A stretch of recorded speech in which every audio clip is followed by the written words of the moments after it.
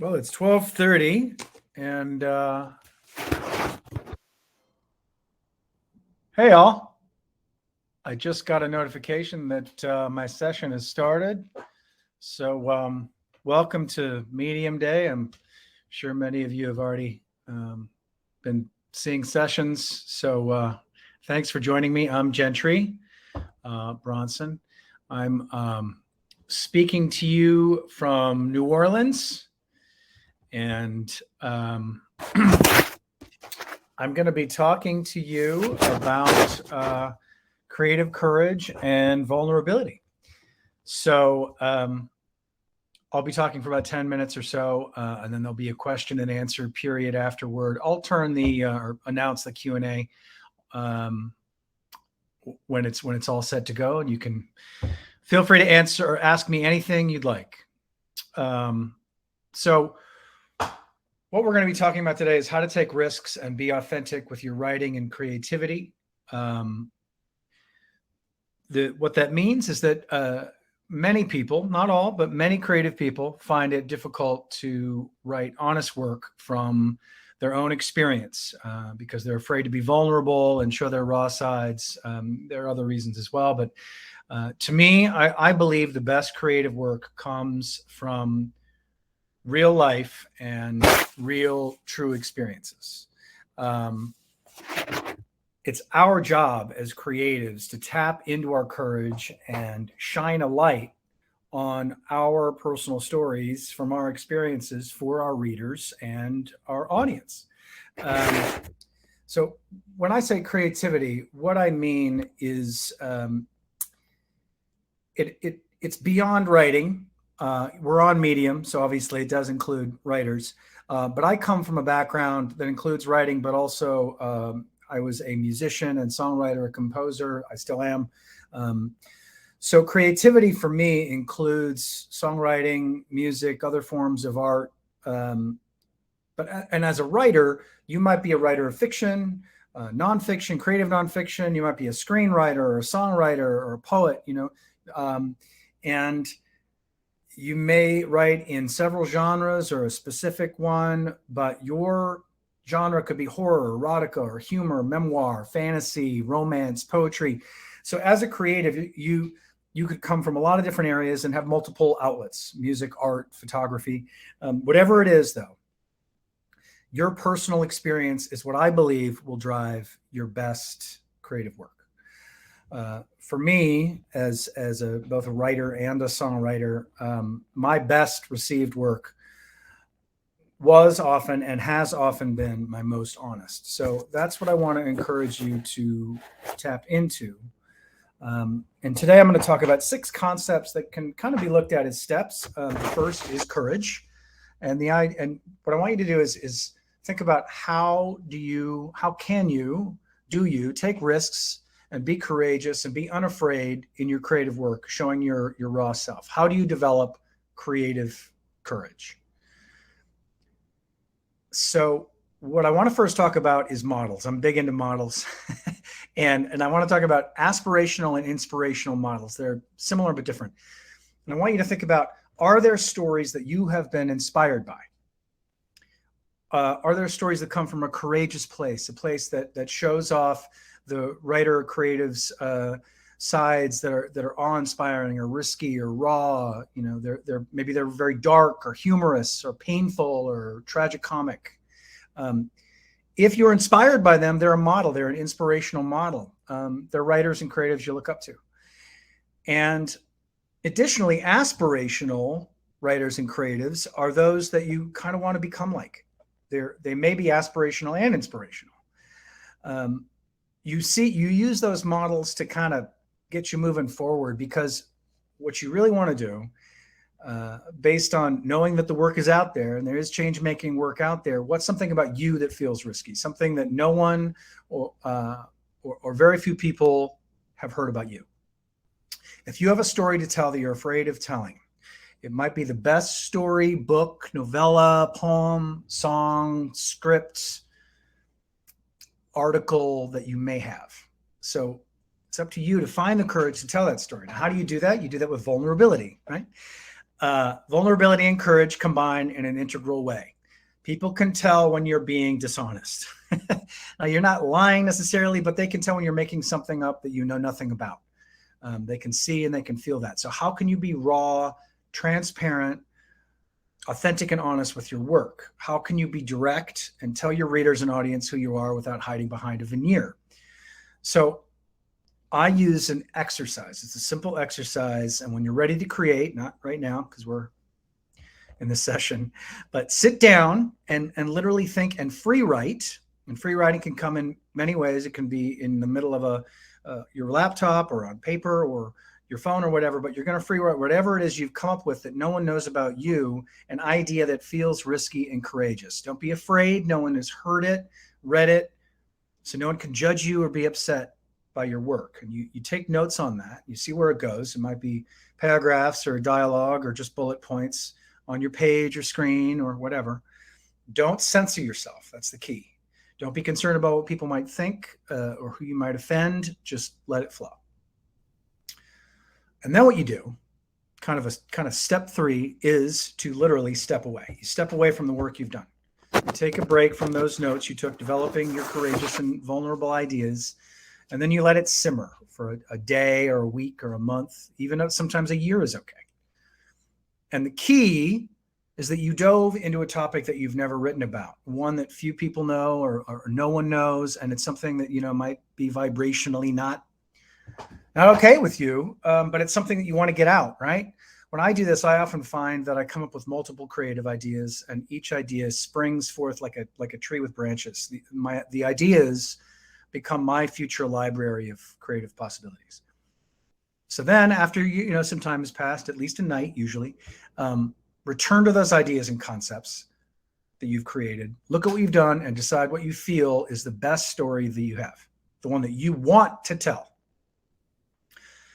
At this point, you don't have to be scared about the outcome of what you're going to be writing and creating because no one has seen or read it. But now you got to move to crafting it. No matter how risky or brave you've been, you need to write and create well. You need to create your best work, poems, scripts, songs, stories, novels, whatever. The best writing and creative work rises to the top. I'm going to say this again because I truly believe it. The best writing and creative work rises to the top. So how do you take your vulnerable and risk-taking work and make something exceptional out of it? You write to your audience. You choose who your audience is. And you do that by thinking of who you might affect and who you want to affect and impact with your work. What impact do you want to have on your audience? Who do you want to inspire? If you want to be inspirational, maybe you want to make them laugh. Maybe you want to make them scared. It's you decide. And it's sometimes helpful to visualize 3 specific people that you want to impact. And now you choose the words you want to write to reach that audience, that specific audience. And your work should entertain as much as be impactful. So you choose your words, simplify and edit until your narrative or story or song is at its core. And to do this, you use your voice. And these are all kind of buzz terms, I realize, but voice is something that's talked about a lot. And what's interesting about this word for me is that it's often used in writing other creative work. But to me, our voices come from the music and rhythms inside us. I am a musician, so I used my voice as a singing voice, but it's also the voice that we use to speak and to write and to communicate. It's what you know best as your own voice because it's the soundtrack you have inside you. And I often say that we all have our own theme songs inside us. It's kind of a bit of a joke, but it's true. I think we all have our own inner soundtracks that pair with our writing and stories. So you use your authentic voice that's created by using your unique personal experience in the world, which comes from being vulnerable and brave and developing your characters and settings and worlds from that. No matter what genre you work in, fantasy, suspense, YA, children's books, nonfiction, fiction, whatever it may be, you borrow from your own reality to develop it. And the last step where the true courage and vulnerability takes place is when you are able and decide to release your work to be read or seen or heard. Bravery is when you submit it to that publication, or you submit it to the magazine. It's when you publish it. It's when you sing it or record it. It's when you release it. It takes courage to release good, quality, honest work. And if you're still concerned about what people might think, you can use a pseudonym. That's okay. If you're scared about upsetting someone with your story, you want to ask yourself why. If you think you're going to trigger buttons in other people or yourself, ask yourself, are you comfortable with that? Being uncomfortable is not a reason to hold back. It might have been one of the purposes of your work from the beginning. So you're going to challenge yourself and release it and challenge your audience as well, because change-making work often might upset people, but it can also inspire people. It makes people think and feel differently and challenge themselves to think differently. It's risk-taking writers and creatives that actually change the fabric of our world. So let your work go, be unattached from the outcome, release your expectations of whether you'll fail or whether anyone will like it. And just be comfortable with yourself and see what happens. No one has lived your life other than you. Your story is uniquely yours. So you get to shine a light on your own personal, unique experiences for audiences and readers. And that's a true opportunity that we all get to have as storytellers. So if there are questions, I'm going to take some. I'm going to announce the Q&A here and see if there are any questions. So feel free to plug them in, and if there aren't any, I'll answer a few that I created myself. Does anybody? There we go. So I'm going to start with the first one I got, and this one's from Sarah. How does one keep their vulnerability in writing from jumping into navel gazing? That's good. That's good. I think it really defines on what navel gazing is for you. If the navel gazing is something that becomes quality work, actually written well and crafted well, and it creates a story that is well crafted, I don't think that navel gazing is bad. I think that it can be good. It's really about being vulnerable enough and then being a good enough craftsperson as an artist, as a writer to create something new.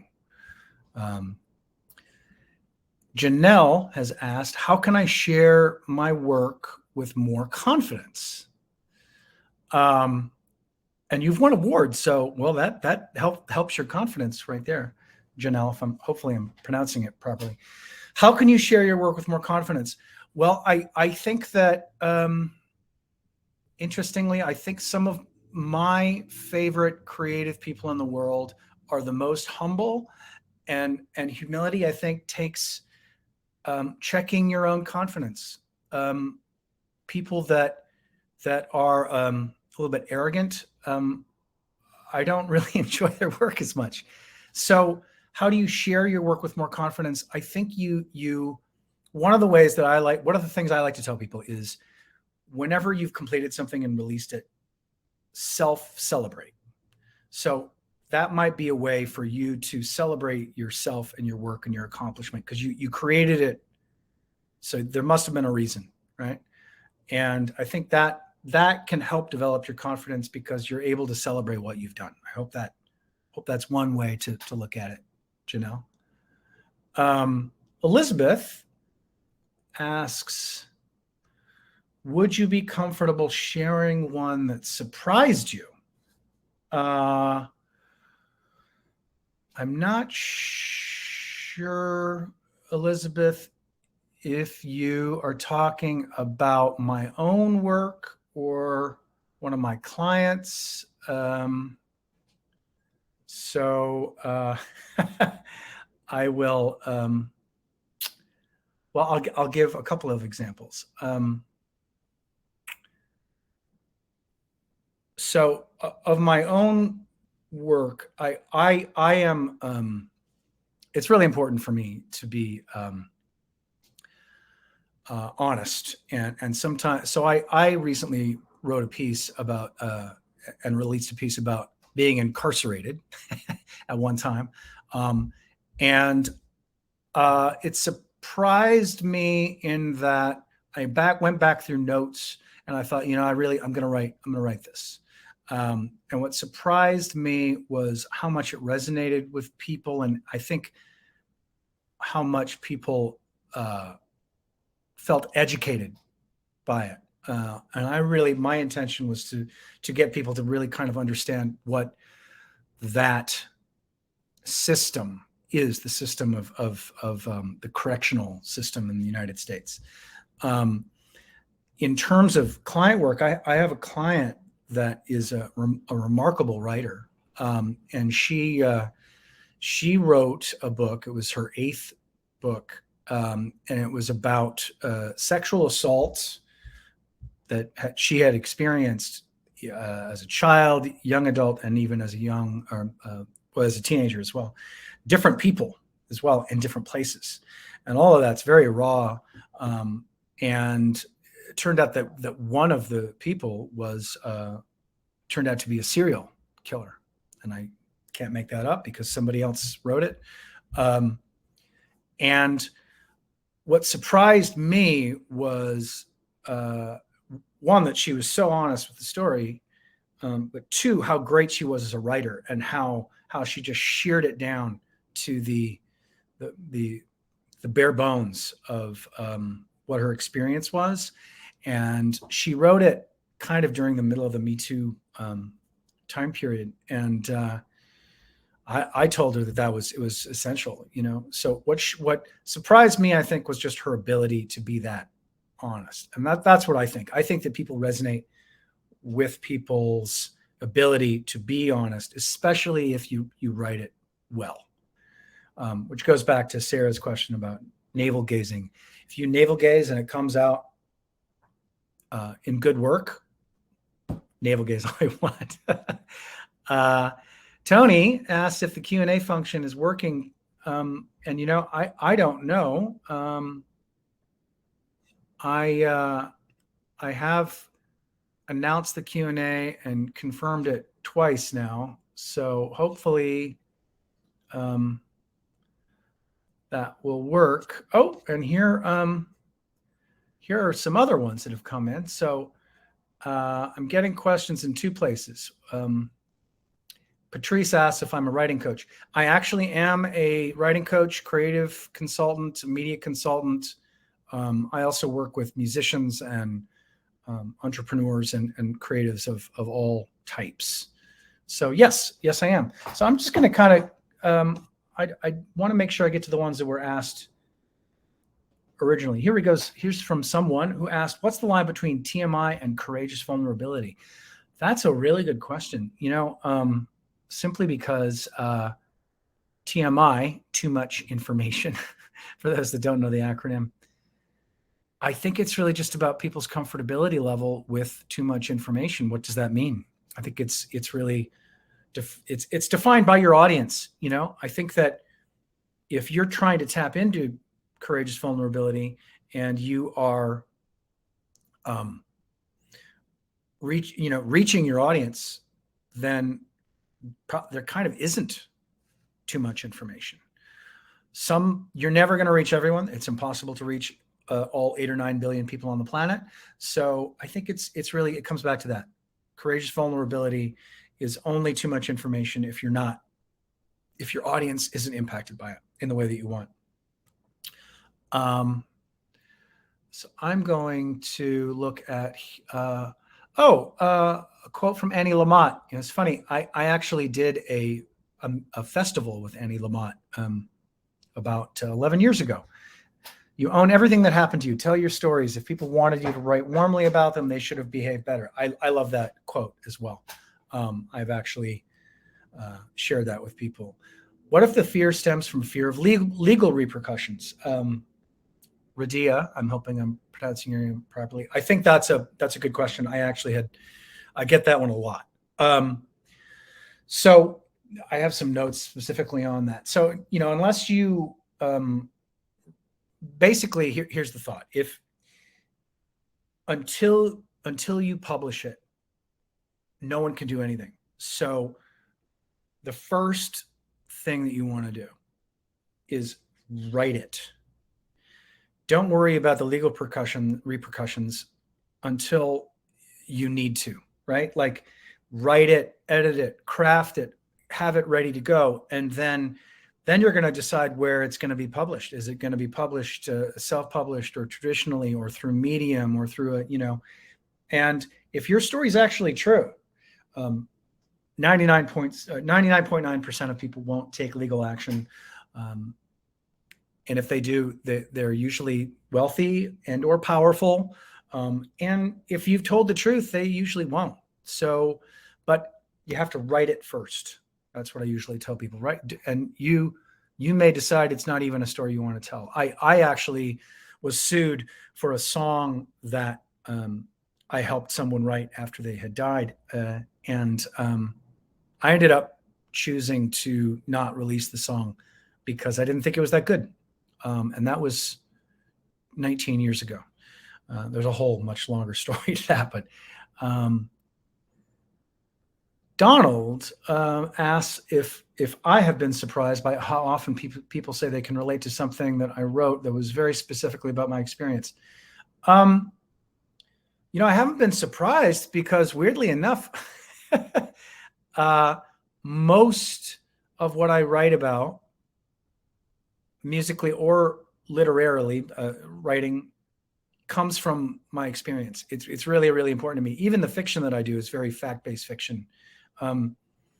So I really try to practice what I preach, and then I don't want to write about something that isn't in my wheelhouse, in my experience. And even, like I said, even if it's fact-based fiction, it's gonna have a lot of me in it. And Norella says, how to approach the conflict or the line between privacy and creating material that is vulnerable because the topic is presented in an honest and well-written manner. Privacy and vulnerable. I'm not sure I completely understand the question. If it comes from you, it is private until you release it to the public. If it comes from someone else, then I think that's a different story. So that might be a question, I would need to think about, and maybe I don't completely understand it. I apologize, Norella. Hi, Kiki. Kiki is somebody who has published my work, memoirist work. And she has asked, do you think there is such a thing as being too vulnerable with your writing? Do I think? No, I don't. I don't think there is. I actually, I have so many examples of writers and creatives that just push so far. Mark Lanigan, before he died, who was a incredible musician, he wrote a book called Sing Backwards and Weep that I read 2 years ago. He unfortunately passed away, and he talked about drug addiction in a way that was, I've never heard anyone write that way. And that's actually the type of writing that I think that I enjoy, and a lot of people enjoy, is just going beyond, taking the veil away. So I don't think there is such a thing. The fear. Okay, so Rebecca asks, can I expand on dealing with the fear of upsetting people if I'm more authentic with my writing? Well, so here's an example of that. So I've been asked before by a number of clients, and even thought about it myself, if you might upset family members. Because a lot of people have, they grow up and they have experiences when they're young adults, whatever, maybe even older. And they don't want to upset their mother, their father, their family. And that one I get asked. And the thing is it's really up. There's two different sides to that. There's creativity and there's communication. If you're afraid to upset someone that you're close to still, then you want to communicate that somehow.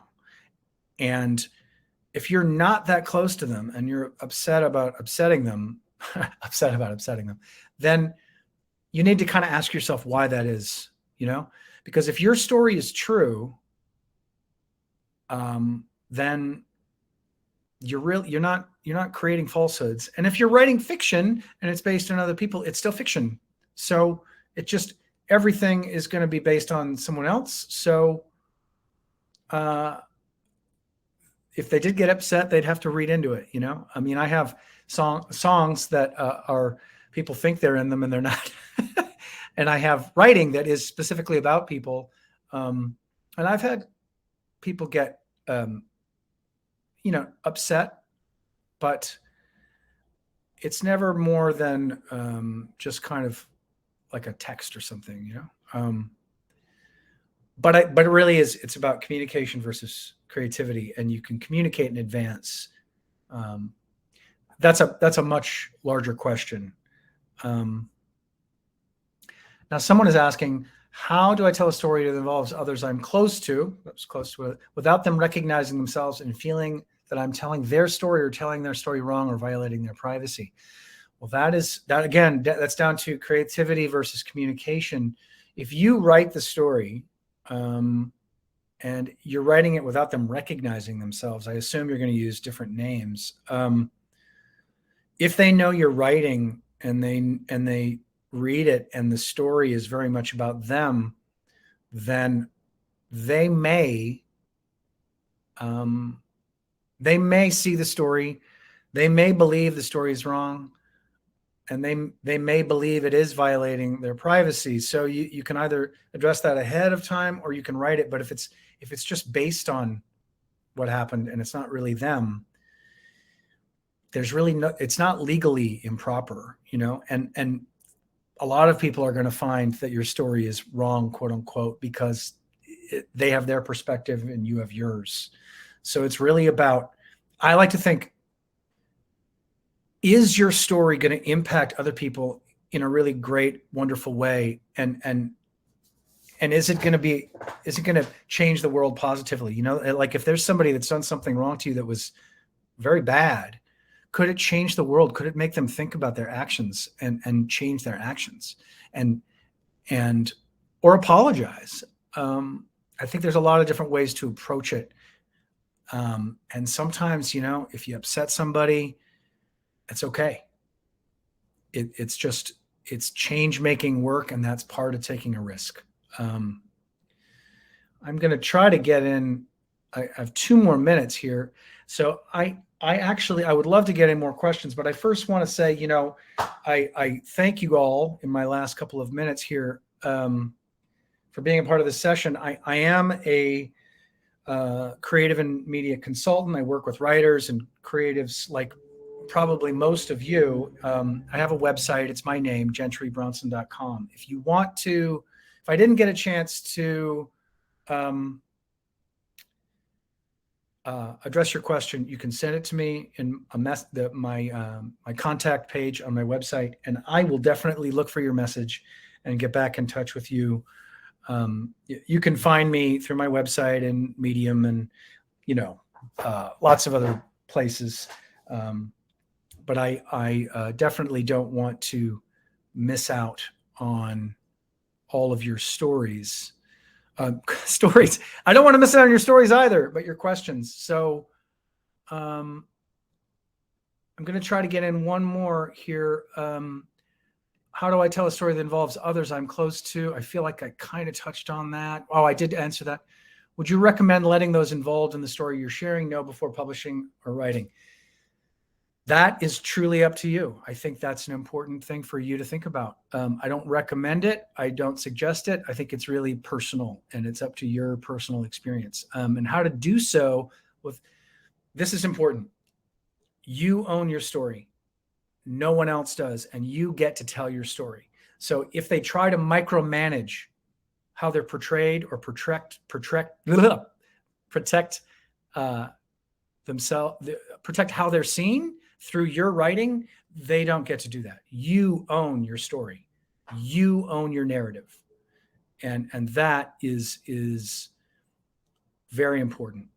I'm going to try to keep going here because it is one, but if I get shut off, please forgive me. Would you please talk about how you define vulnerability? How do you see it as a strength rather than a weakness? Wow, that is a really great question, Janice. Vulnerability is the ability to, let me see if I have a note that can help me with that.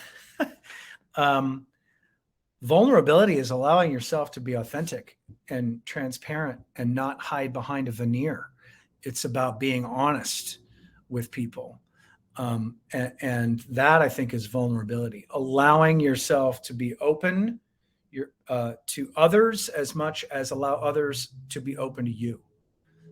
You can still protect yourself, but vulnerability to me is about being able to be transparent. And I hope that answers your question. I don't want to step on others' sessions, so I'm gonna leave now as it's 1:01. Thank you all. Once again, you can visit my site, gentrybronson.com. You can find me on Medium, of course, and I will answer all your questions if you send them to me through the contact page on my website. Thank you guys all so much. Enjoy Medium Day. I appreciate all y'all. Hi from New Orleans, and enjoy the day.